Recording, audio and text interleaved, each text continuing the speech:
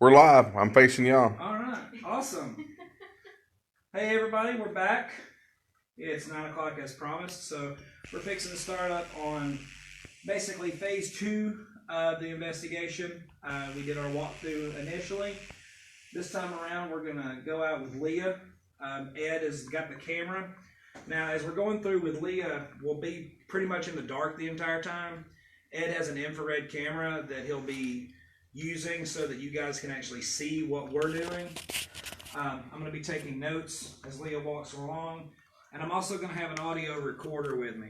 Now, when I want to start with the audio recorder, some just basic rules, just kind of give everybody a quick show here. It's a very simplistic recorder, record, stop, play. So what I'm going to do is I'm going to start it.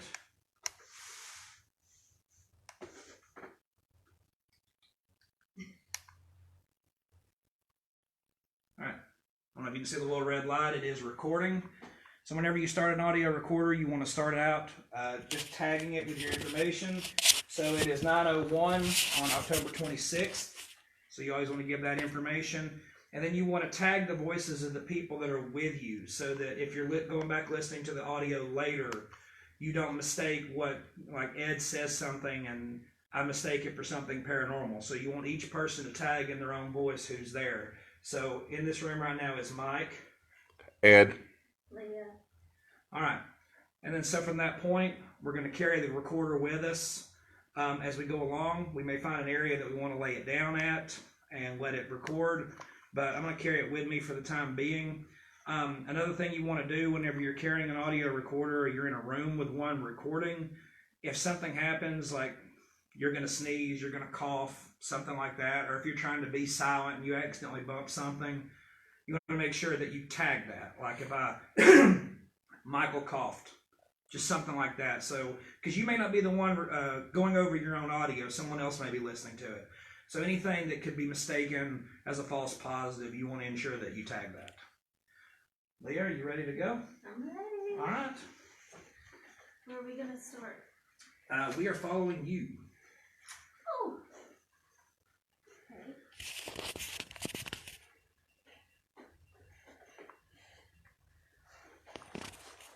Well, I guess to give some background Okay. of what's going on. Yeah. Good idea. Very good idea. The only best way that I can explain it is I, of course, see what you see. And then it's like I don't know if you remember those picture books back in the day where you would actually have the art in the book, and then you could have these clear overlays that would go over it and add another dimension to the base picture, and then another dimension. It's kind of like that for me. I see the natural realm, and then it's like a overlay of another dimension over what I already see. So it's not that I'm confused about what's reality and what's not reality, and that I'm just all seeing it for the same thing. It's just an overlay. It's like kind of watching a virtual reality over a reality picture. So. And just for clarity, a lot of people have reached out to us, and they'll want to speak to our medium, or they'll want to speak to our psychic. We don't have either one of those. That is not what Leah is. She has a gifting of spiritual discernment. It's biblical. There are many people in the world that have it, and it's just not as fine-tuned as Leah's is all I can say. But well, as a believer, everyone has a discernment, and all discernment is just a spiritual wisdom. But there's also a gift of discernment. So as a believer, you already have that ability to be able to tell if things are just not quite right, or you get that kind of feeling of, well, that something's wrong with that. It's just the spirit within you, God within you, counteracting with something that's not good in the environment. So I just kind of have that, but like on crack, I guess it's just a little extra. That was probably a terrible analogy, but That's the only way I know how to explain it. Magnified. Let's just say magnified. Magnified. And one thing I want to add real quick, guys. I know earlier we had said if anybody's got any questions, go ahead and fire those. During this section of the investigation, if anybody has any questions, hold on to those until we get done with the walkthrough, because basically we just need kind of everything. I don't want to say completely quiet, but no distractions for her. So if you have a question, hang on to it. Go ahead and post it, and then we'll address it when we're done. Right, we'll do that. So it's not that we're ignoring you or anything like that. Go ahead and post it. We will address it, I promise. Cool deal. All right? All right, let's go. Good.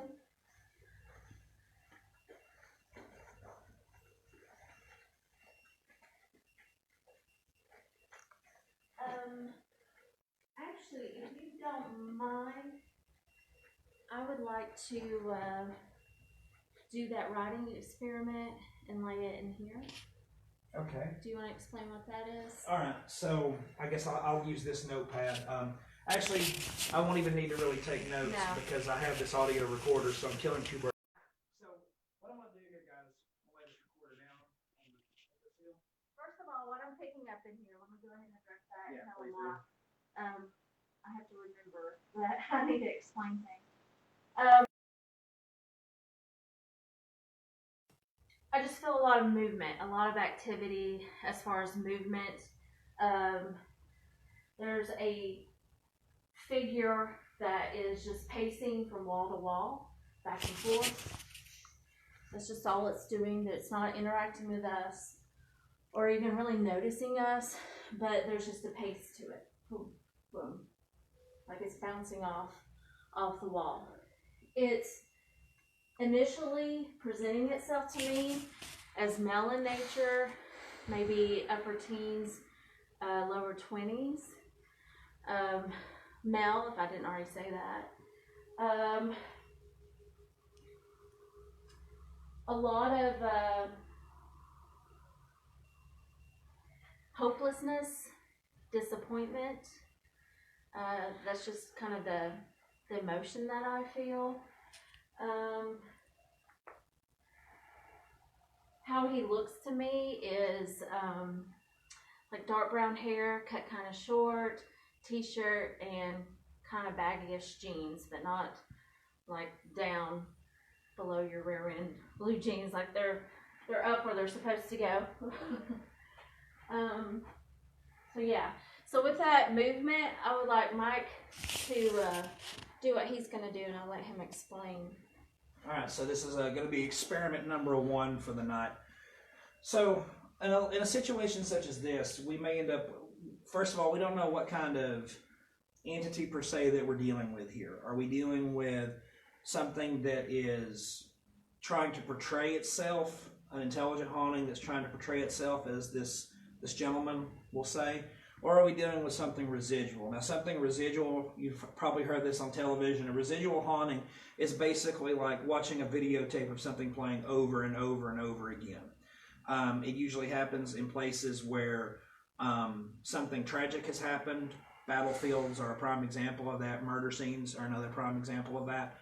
And what that is just left a mark on time. An example I always like to use is sometime, 50, 60 years after I'm dead, there's going to be the spirit of me going to work every day at where I work. So that's kind of scary for a lot of people if you think about it. But I don't really expect, I feel like it is more residual, but for what I'm picking up on, due to the nature of how this person died, and I do feel like it was suicide, that maybe if there's an attachment to that act of suicide, that maybe if there's something to that attachment, that it may interact. I don't think the mail itself would interact or write on the tablet. So that's what we're going to do, is I'm actually going to leave this notepad and a pen, which I'm going to click on. And actually, before I do anything, I'm going to go a couple of pages here and make sure that the pen does write. And all I'm going to do is I'm going to leave the notebook in the floor with the pen on it. And then I'm going to say this: there's anybody in this room that wants to try to communicate with us, I'm going to leave you this pen and paper right here. If you would like to write me a note or draw me a picture, whatever you'd like to do, I've given you the means to do so. We'll come back here in a little while and we'll see if you've left us something. But please leave us a message. Okay? Simple as that. All right. Then we'll just move on. Pick up my audio recorder.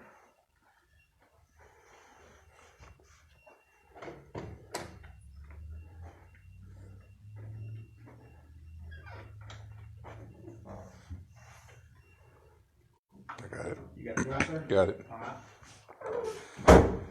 Okay, so here it's just an overwhelming, almost like a fear.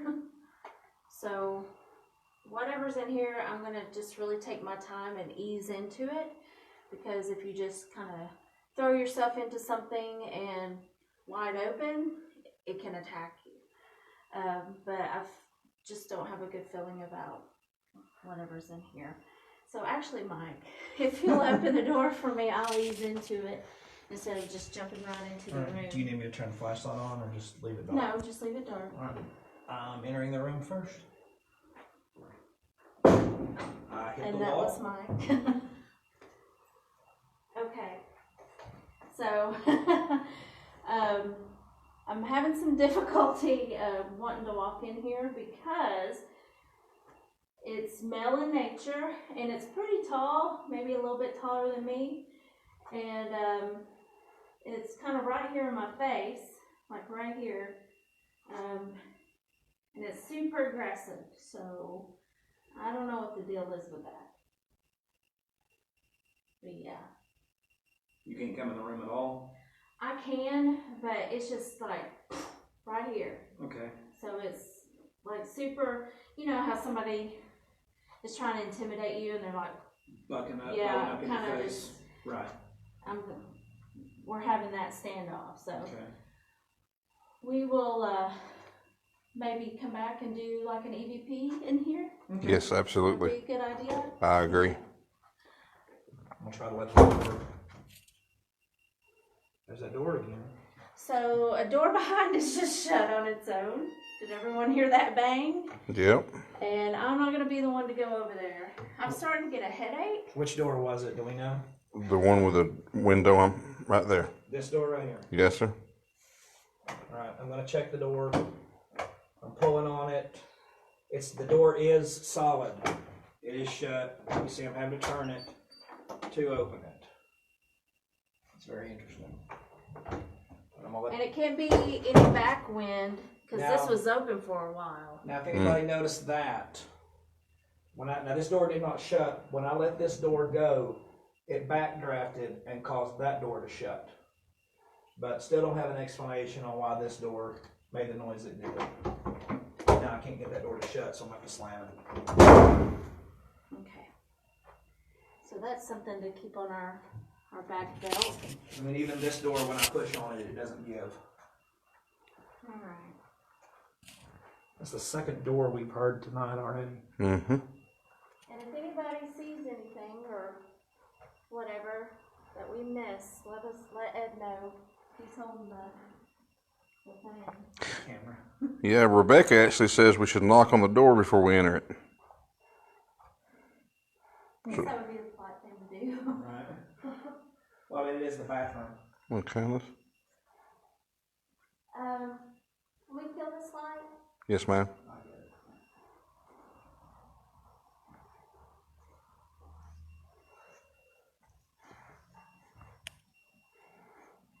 All right, so the atmosphere is it's starting to get a little heavier right here. So I feel like that's an anticipation of what is going on beyond that door. Don't really get a whole lot in here. The door that's shut or the door I just came out of? No, the door that's shut right here that's Okay. with the window in it. So let's just, I guess, jump into. Let's rip the Band-Aid off. Yeah. You're not feeling anything really like specific in this room? Or any of these rooms? The only thing I don't feel like anything is interactive or menacing. I just feel super crowded in here. Okay. Like there's just people lined up. Are they doing anything? No, they're just hanging out. Some are just laid out flat, some are just sitting against the wall. It's just kind of like what you would think of a Red Cross shelter, you know, type thing, where people are just hanging out. And I heard that. Is that something familiar? Yes. Okay. We'll definitely put that on the back burner. Mm-hmm. All right, I'm gonna let you open. Of course. Do you want me to go through first? Yeah. All right. Sometimes, let me explain this. Sometimes I have Mike go ahead of me because sometimes it can break. Like if there's an aggression or something that I feel like is going to try to challenge me straight off the bat, he can kind of walk through and break that. And I got something else that y'all have to understand. This will be some clarity. Considering our basis in faith and what we believe, as we are husband and wife, I am the spiritual authority of our home. I am the high priest of the home. So, according to the Bible, spiritually, I have authority when it comes to our marriage. So, if there's something that's going to come after her, I have the authority to speak against it and have it leave her. So that's another thing that works whenever I'm with having me go first, because I am the spiritual authority of our union. So we're gonna go. Okay. I'm waiting on Ed to grab the door. So this is super. Got it. Right. I'm having a hard time right here. This door? Yeah. Okay. Super heavy.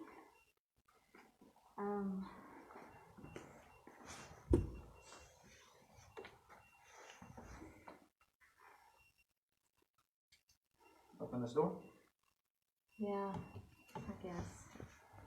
I think this is the push door. Oh, I just kicked the trash can. yes, thank you. Sorry about that.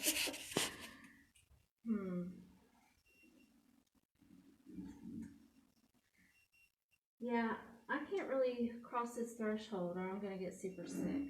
Nauseated as in. But yeah, there's something in there. In this room I just opened? Yeah. That's the door shutting.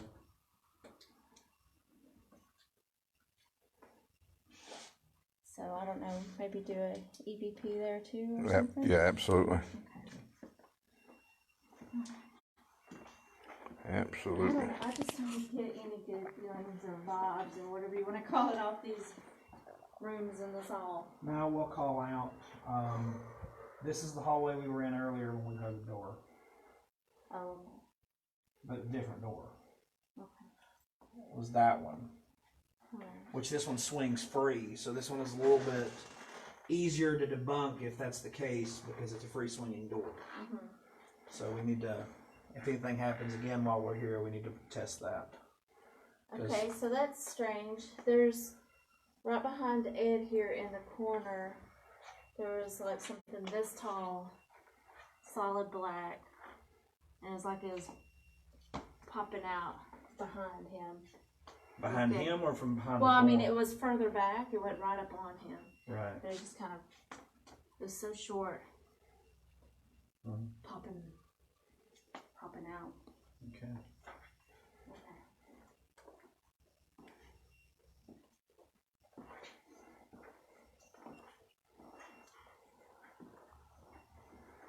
Thomas, if you're still online right now, buddy, please comment.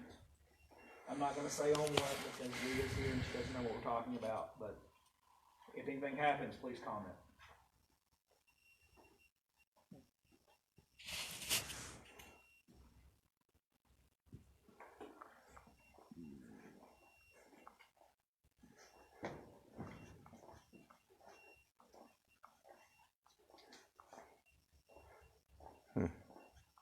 Safety first. Okay. This is a different sensation. It's So have you ever been in such silence that it's deafening? Yes. That it's so quiet, it's so loud? It's what I feel like right here.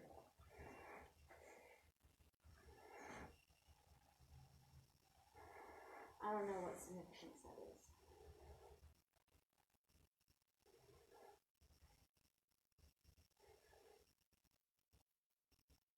Okay, there's a white mist or something right there trying to manifest. Can't tell you.